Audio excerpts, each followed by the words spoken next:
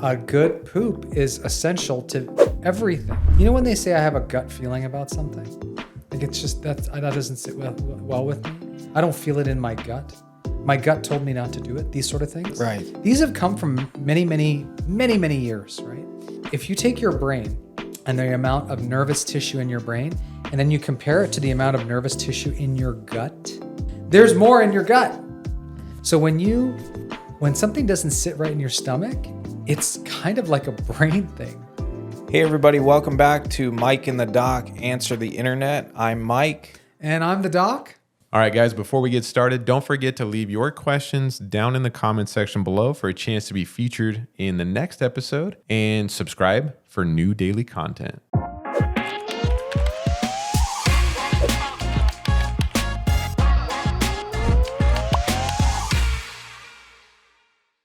All right, Mike, we're going to start with you today.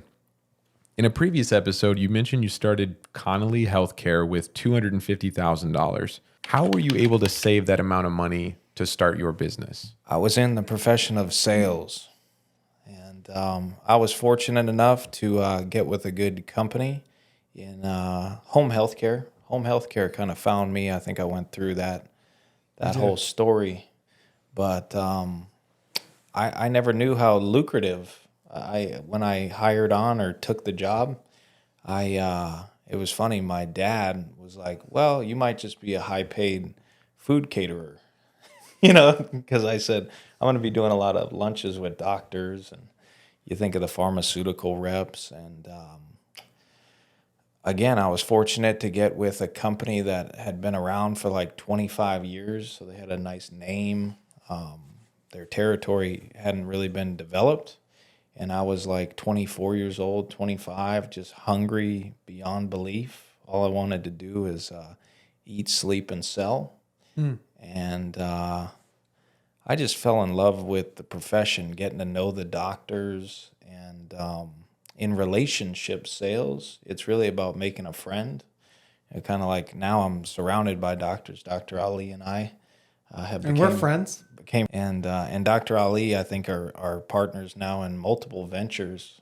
So we go back and forth a lot. But back to long story short, how did I make the money? I hustled. I got to know a lot of doctors. I delivered a very nice service. I was available round the clock whenever they needed me. And where did that determination at 24 years old come from to be disciplined enough to save that amount of money? Well, it was just kind of coming in, and I was cheap. I didn't do anything that was that expensive, other than I lived in Las Vegas, where everybody comes through when they're in their 20s. It seemed like I had a friend coming in weekly, and they would let me crash in their hotel room. And so I didn't have to pay for the hotel room. We remember when Vegas had the dollar drinks. Oh, interesting. Or you'd roll dice for the evening and get free drinks. So, interesting. I was making decent money. I mean, I wasn't a millionaire. I was making in that 6-figure plus range, and not really much time to spend it. I was always working.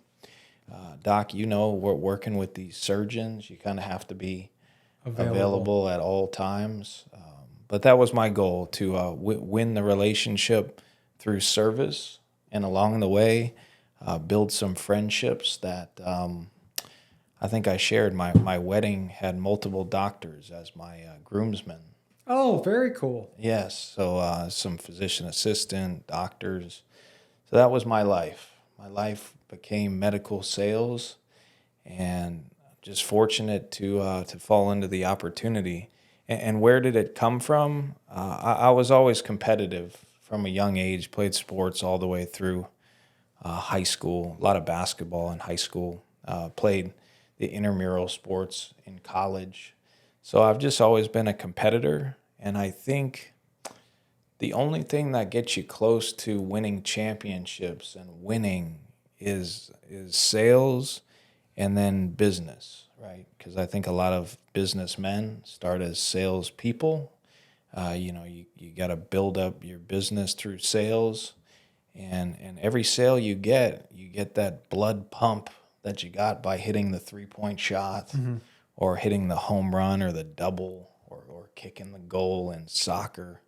So I still, that's the only thing I've found that can get the blood pumping the way that sports did is, and we do it now. Now is all about building teams and continuing to win.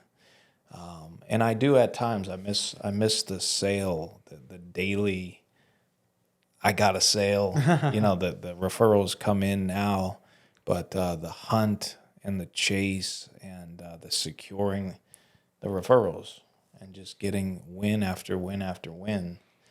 Who gets tired of that?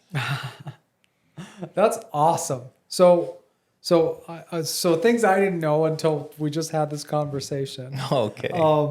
So you were 24 and making six figures? I think probably 25. Oh, 25 and might have making started six figures? 24, and then like a year later, Oh my I did God. make six figures my first year with the company because I remember, looking at my sales and saying, "Oh, I might be able to make six figures," and then I think I made 150,000. That's awesome. My first year. Yeah. Think about, I want to just make sure that you understand, which I'm sure you do because you lived it, right? But for a kid, because I certainly was not making six figures at 24 or 25 or 30. But you were able to be 24, 25 in Las Vegas and not blow your whole savings. That takes a lot of discipline, right? Like think about kids that roll through. That takes a lot of discipline. So I don't know if you ever realized, but that's a big deal in and of itself. I was thinking the same thing while you were explaining it. You know, you didn't blow it all. I want to say that's not one of my vices where I just want to blow money. I don't know. I mean, I have a lot of impulses. I have a lot of ideas, but never once. I think I was just so busy with work. That's so great. So busy with work. And I never was big into, I got to go buy this $100,000 car.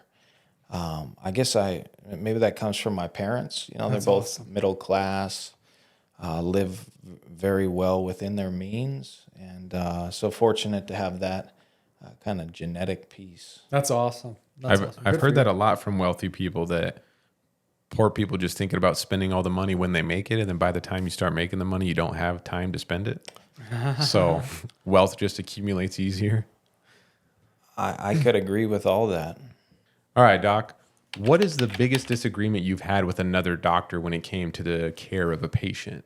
It's interesting. This is actually what I do at UMC. It's part of my job. It's called utilization, and I was in it, not at UMC, but at another facility.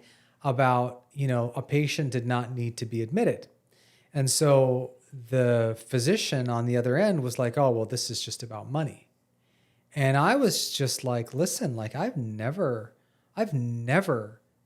done anything in medicine as far as patients are concerned with regards to money. That just spoils it all, right? So what the physician on the other side didn't understand was that if we admit a patient to the hospital, it's not about money. It's actually about saving the patient. Like if you admit a patient to a hospital without a reason, they're going to get billed by their insurance, possibly go into debt. Not only that, that's just the money side. What if you bring them into the hospital and they get a hospital-acquired infection? What if you bring them into the hospital and they get a procedure that they don't need? So I take a big issue with physicians who are willing to, who are saying to me, "Oh, well, you're just doing that because of money," or "You wouldn't do that if it was this person." It's like, no, man. I practice the same way on a homeless patient that I would on the president of the United States. Like, and if I don't keep it pure, that's the day that I quit medicine, right? Because there are other ways to make money, right? So that was just a disagreement with somebody that had a little less experience in the field than you did. Yeah. Sorry, it did come back to money. No, that's good. That's a good one. All right, Mike, coming back to money for you, what do you think is the dumbest thing people waste their money on? It's hard to really say anything is not worth buying, right? Because if you love it and there's a need or it's a luxury item like a Rolex, it could increase in value. And I think anything that's going to increase in value is worth owning. Even I said clothes. If someone's got a huge Armani wardrobe or a bunch of maybe rare suits, right? That could be valued at a ton more because it's very old. People want the clothes. So this is a great question because pretty much anything, any item, if there's that value to it, it could increase in value. So I don't really think if you believe there's value in the product, I think it's worth buying and keeping. So I guess it wouldn't be really a dumb thing that people are spending their money on. It would be more of the intent behind it. Right. Now that we went through this, no, I don't think there's any, even people like they call them foodies, right? They like to spend a lot of money on good food and try new restaurants. Well, you felt good when you did it and you had a good time. Mm-hmm. So I don't think that was any waste of the money. Okay. Yeah, you make money to live. You don't live to make money, right? True. And as long as you have money, if you have no money, then we can't have any fun. So you got to at least make a couple bucks, right? So we can have some fun. All right. Well, that turned out to be more insightful and that was deep very than good. I thought, yeah. It opened my mind because anything could increase in value. You know, it's so funny we were talking about Pokemon. It shouldn't all come back to Pokemon, but there was this card I was telling you that I bought the box for, and when I bought the box, it was $400, and now it's like 1,000 or like 1,100, right, Trevor? Yeah, just over 1,000. But then the other thing I was going to say is I bought all the evolutions, but in Japanese. From Prismatic? From Terrastal. Oh, Yeah. from Terrastal. So I bought these cards for an amount, okay? And PSA 10 just means that they're in perfect condition. Yeah. And I think there's 8 of them. And I bought them all when Pokemon was doing really, really well. And now it's coming down in price. But I love these cards. So coming back to that point you were saying, you got to also love it. So if I just got into this just for the investment, I'm not into Pokemon for investment. But if I was, then I would have lost on these Terrastal Festival evolutions. But I hear that a lot. If you're buying something that you love, even if it's for an investment purpose, you'll never lose. yeah, Because even if it drops in value, you still have the asset. I think and if your kids ever get into collecting, the good thing about collecting is it forces my son to be very gentle with the cards. And he can look at a card now and say, I don't think this is going to grade well. Like he's looking at all the details and stuff. It's a great way to teach them how to take care of something and to understand the value. And then another thing I do with my son is I'm a real big fan of Mewtwo, which is just a Pokemon character. And if there's a really awesome Mewtwo card, I don't even care if it's not worth anything. I'm going to make it nice. I'm going to put it in a nice sleeve. I do not care if it's worth a lot of money. Because some of the cards that are worth a lot of money, I don't love them. Mm-hmm. Yeah. That's your favorite character. Yeah. If you on some of the episodes, I think I was wearing a Mewtwo t-shirt. Very cool. Yeah. I like that. All right, Doc, you're up. What is the most promising form of cancer treatment that is currently available or becoming available?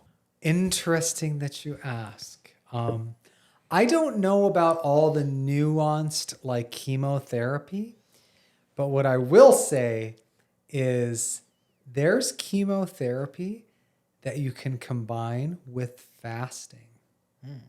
And it potentiates the chemotherapy for cancer. And check this out. I just love this because it has to do with fasting.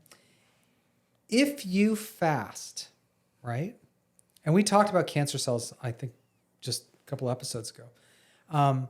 If you fast your cells, right? Because there's your cells and the cancer cells, right?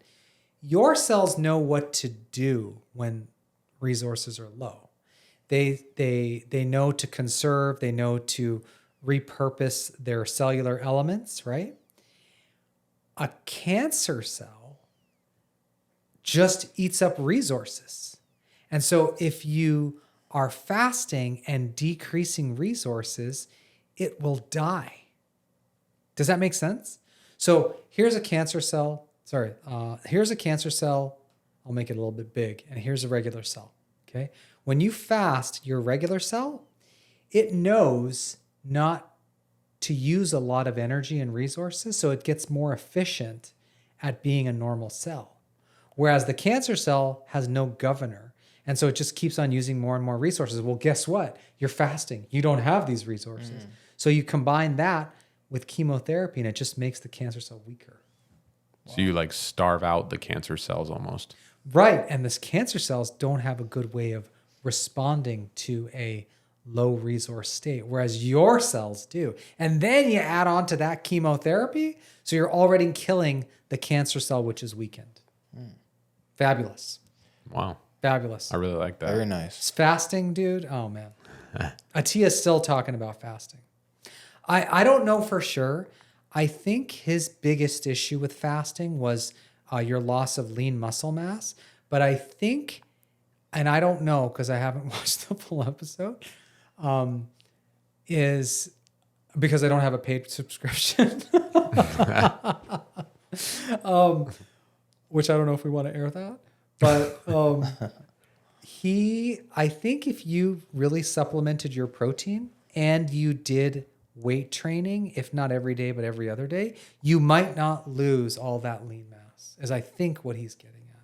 But again, I've never seen the episode. That's very interesting. I know there's a lot of promising cancer research out there, and that's cool that the one that you find the most promising is something that you can do on your own. I love things you can do on your own, right? I got 14 hours last night Of? fasting. You did. Wow. Really? I'm at, what is it, 5? So I'm at, I think 8. So 8 to 12 is 4 hours. Then 12 to 12 is 12 hours. So 16 plus 5. 21. 21. Right now you are. I'm at 21, but I have my coffee. Wow. But I have had coffee and I've had water. I don't know where my water is. Yeah. How do you feel? Great. Great. I mean, when I'm here, I feel great. Yes. Yeah, I love talking to you guys. I could talk to you guys and go well over 24. Right. If we had if we did like a really long session. A marathon Yeah. session. I like that. 24-hour episode coming up soon. That's how we get Mike to 24 hours for the first time. Yeah, right. We can do it. You can't leave this room. Yeah. We'll bring buckets and water, and that's it. And lots of coffee. All right, Mike. I hear this common thing when a big business is being unfair to one of its clients. A lot of people say, oh, they're just the Amazon of this and this and this.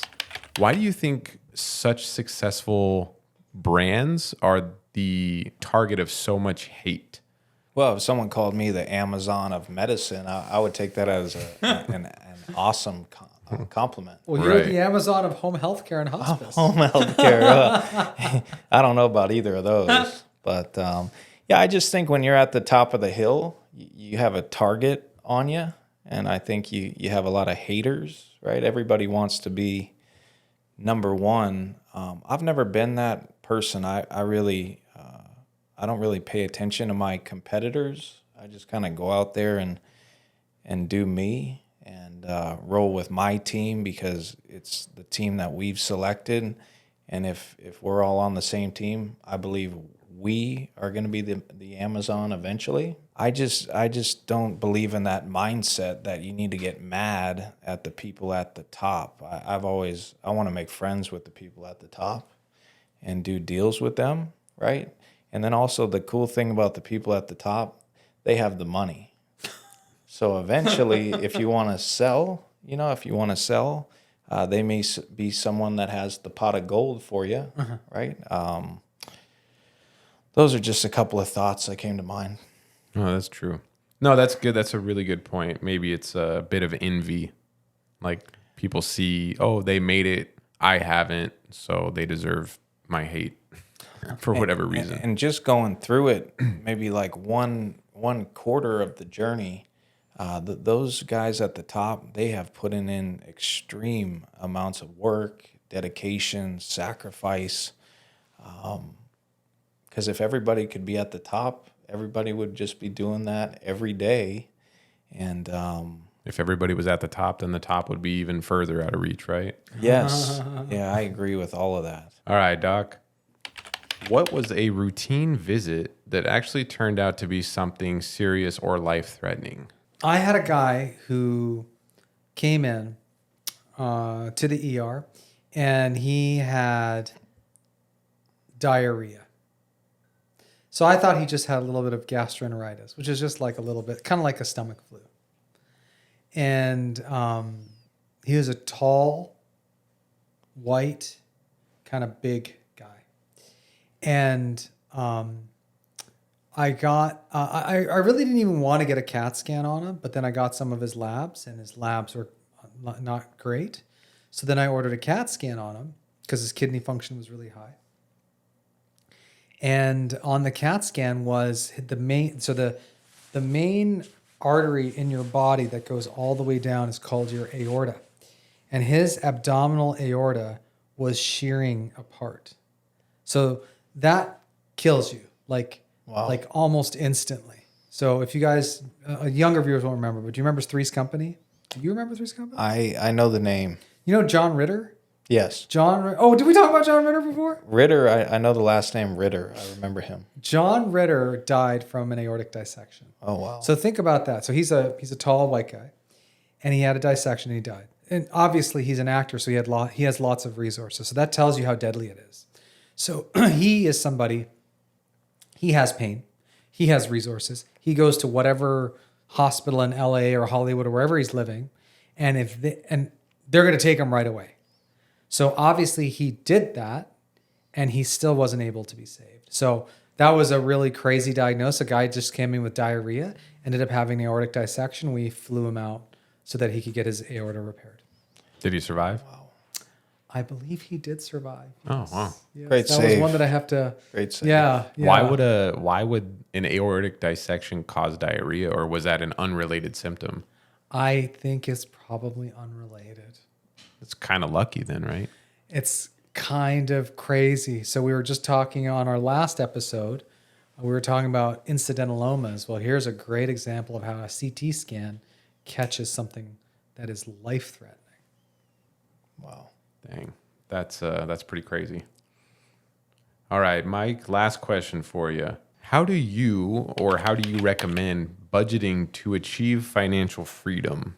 Like where should people put their money to achieve that? Well, I've always liked that fundamental savings. I think it's like you save 30% of what you make. And I think if you did anything at all, if you did that, or if you can't do 30%, maybe do 10% or 20%, that's going to accumulate over time. And without you even looking, all of a sudden you're going to have a nice sized bank account. So I think that's something that's always important to do. That's great. Right. Well, okay. You're not 50. I'm not 50. You're not 50. But let's just say you were. And you were saving 30% of six figures. I don't know what six figures it is, but let's just say it's 100. Right. 30% of that is 30 times 25 years. Plus it's compounding. Lots of money. That is magic. Yeah, and don't go into business because you always have to reinvest. So this does not apply for business people that want to grow. But being in business is awesome. You know, the journey is great.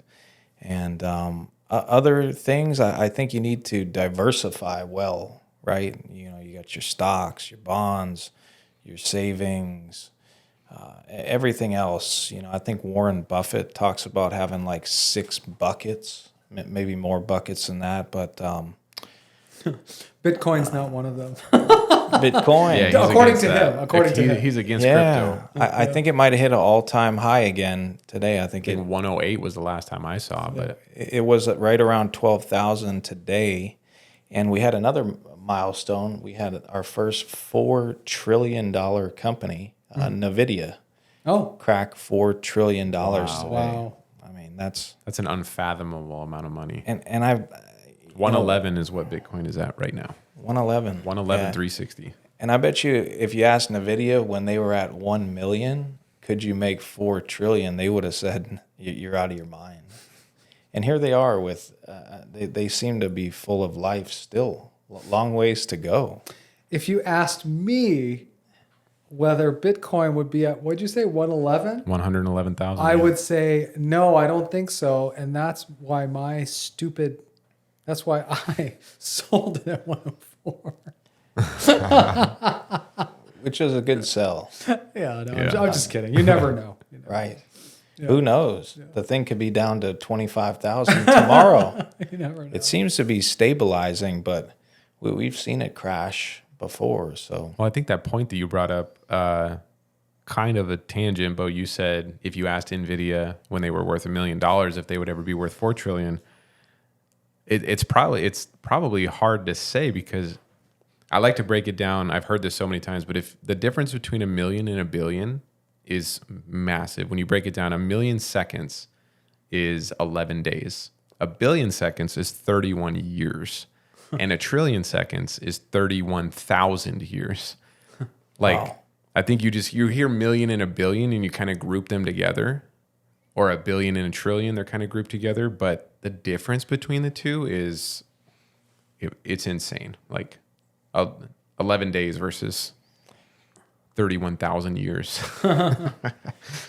Get in tech too. They have these massive, what do you call them? Where they qualify the company, or massive valuations of the companies, because I don't know where these numbers come from, but they're so large. All right, Doc, last question for you. I actually got this one from a coworker of mine. She said there's a big debate on TikTok. Is fiber or protein more important to have in your diet? I guess girls are fighting on TikTok about it. Okay, well, let's talk about fiber. Fiber is a good thing because it can bind a lot of things and help, and you can eliminate things. Fiber helps with your bowel movements, and protein obviously helps with muscle building.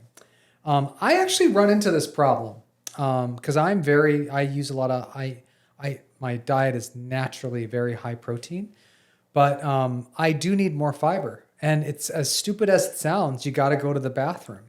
You got to poop, and a good poop is essential to everything. Like, when they talk about, it's so crazy. This is in the vernacular.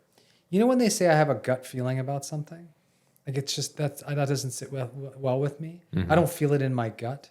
My gut told me not to do it. These sort of things. Right. These have come from many, many, many, many years. Right. If you take your brain and the amount of nervous tissue in your brain, and then you compare it to the amount of nervous tissue in your gut, like all over all the nervous tissue in your colon and your stomach and everything, there's more in your gut. So when something doesn't sit right in your stomach, it's kind of like a brain thing. Because we think, the brain tissue is all up here, but there's actually more brain tissue, more nervous tissue in your stomach. Wow. I've heard that, like, you got to treat your gut right because it is your second brain. It's ridiculous. Like, if you don't treat your gut right and you go into like a leaky gut syndrome, I mean, you're losing everything. You're losing everything that you need to fight. You're losing everything that you're losing proteins that can help you fight an infection. You're losing all your water. Like, we can't live without water. We die without water. Or forget about water. So there's the large colon. Oh my God, this went into a colon episode. But there's the large colon and then there's a small colon. You can live without your large colon. That all it does is it reabsorbs water, right? But your small colon, the one that absorbs nutrients, if you lose a certain portion of that, you die. So it's so interesting. I don't know what's more important. Maybe it depends on what your goals are. Maybe it depends on what your bowel is doing. So if you're trying to gain muscle mass and you have absolutely awesome bowel movements, focus on protein. If you are somebody who constantly has diarrhea and your kidneys are affected and you're already kind of muscular, well, then focus on fiber. I guess it all depends, kind of specific to a specific patient or a specific client. I can't let you get out of this one easily. We need a definitive Dr. Ollie answer. Protein or fiber? Okay, what's the goal? We don't have a goal? Just medically speaking, like, could you survive having no protein and could you survive having no fiber? That's a really good way to put it. I think you would die quicker if you had no protein. So protein wins. Okay. So you would die without either, though, eventually. Like if you had no fiber and you had diarrhea forever and you couldn't absorb anything, yes, you would die from dehydration. But lack of protein you would deteriorate faster. Yeah, because really the fiber is kind of like to soak up things that you want to get rid of in your body. Whereas protein you need as the building blocks.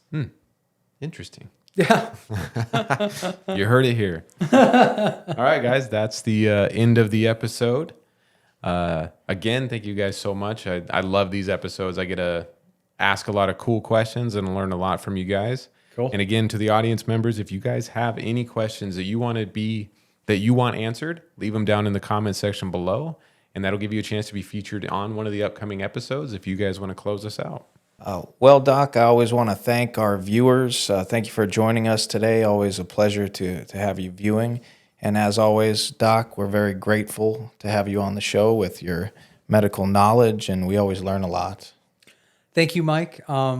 Always fun to talk. Always fun to talk with you and Trevor off camera. We have a really great time. It's not even like working at all. It's like Not at all. I mean, we've seen like an uptick in our subscribers. We really appreciate the viewers.